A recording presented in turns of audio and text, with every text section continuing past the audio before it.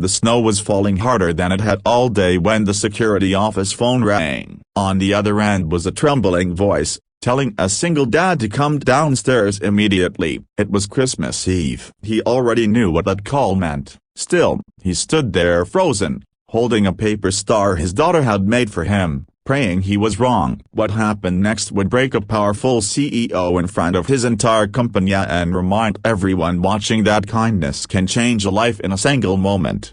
Before the story begins, take a second to support the channel. If stories like this touch your heart, please subscribe, like this video, and share your thoughts in the comments. Your support helps us spread more real, meaningful stories here on Kindness World. Now let me tell you about Mark. Mark had been working at the company for 6 years. He wasn't a manager or an executive. He was part of the night maintenance crew, the kind of worker most people passed without noticing. He cleaned offices, emptied trash cans, and fixed what others ignored. He did it quietly, every night, with tired eyes and a grateful heart. Mark was also a single father to an 8-year-old girl named Lily. Since her mother passed away, Lily had become his whole world. Every decision he made was for her. Every extra shift, every skipped meal, every worn-out pair of shoes, he told himself it was worth it as long as Lily was okay. Christmas was especially hard that year. Money was tight,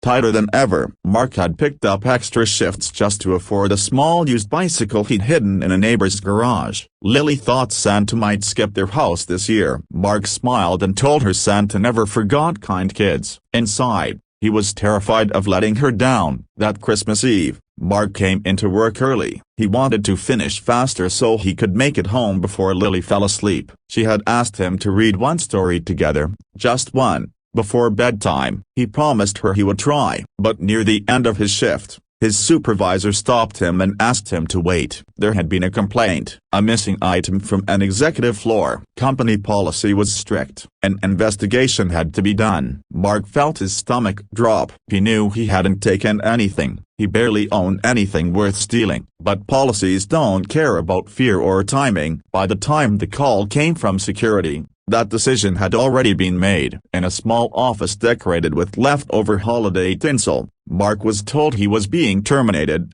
effective immediately. Christmas Eve. No severance, no appeal, just a cold explanation and a form to sign. Mark didn't argue. He didn't raise his voice. He just asked one question. Can I at least finish my shift? I need tonight's pay. My daughter is waiting for me. The answer was number. As he walked out of the building, Mark's hands shook, snow soaked through his thin jacket. He sat on the bus stop bench and stared at his reflection in the dark glass. How was he going to explain this to Lily? How could he tell her Santa might really not come? Inside the building, something unexpected was happening. The CEO, a man known for being brilliant but distant, had returned to his office late to pick up a forgotten gift. As he passed the security desk, he noticed Mark's name on the termination log. It caught his eye because he had seen that name before. Months earlier, during a late-night visit, the CEO's car had broken down in the garage. It was Mark who stayed late to help,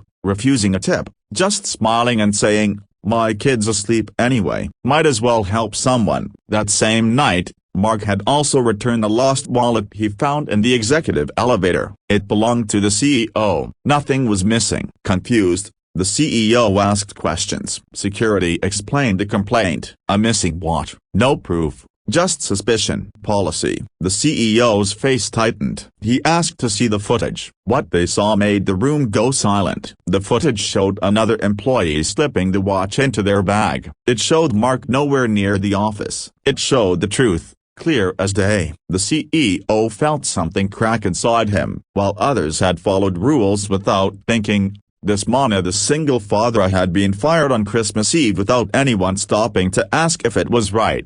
Where is he?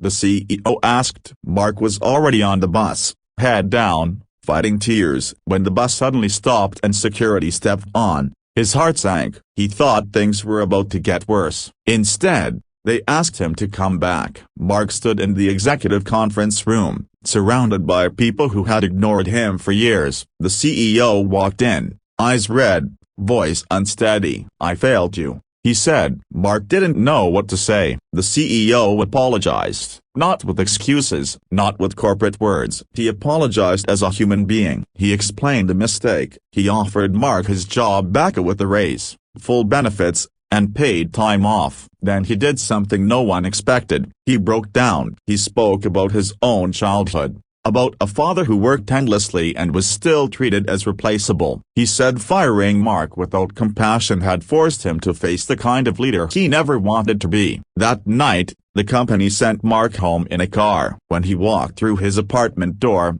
Lily ran into his arms. "Did Santa forget us?" she asked softly. Mark smiled, tears falling freely now. "No," he said, "he just took a little longer." The next morning, Lily found the bicycle. Mark found something else, a new sense of dignity, and proof that kindness, even when unnoticed, has power. The CEO changed company policies after that. But more importantly, people changed how they treated one another. All because one man chose kindness, even when life was unkind to him. So if you ever wonder whether being kind matters, remember this: you never know who's watching. You never know whose heart you're changing. And sometimes, kindness doesn't just save a moment, it saves a future. Let's carry that forward, together.